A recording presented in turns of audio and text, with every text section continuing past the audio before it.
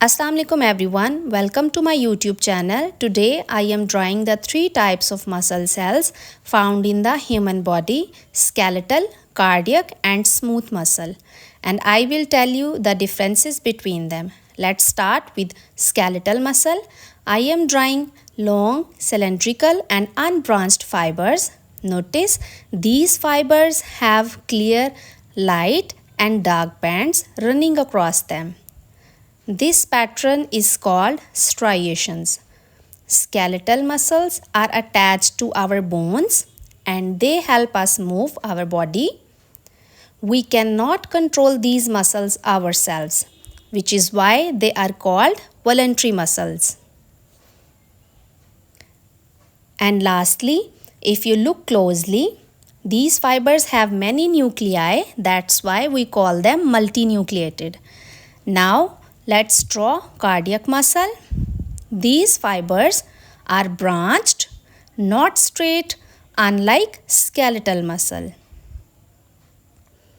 And these muscles are also striated, means they have same light and dark bands here too.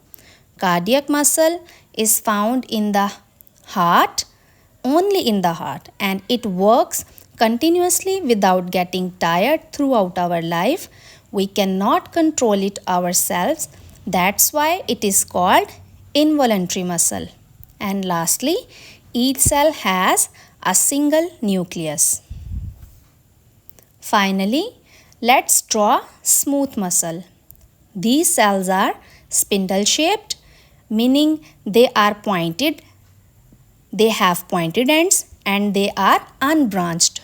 If you notice carefully, there are no striations. That is why they are called non-striated muscle. And they are found in the walls of our internal organs like the stomach, intestine and blood vessels.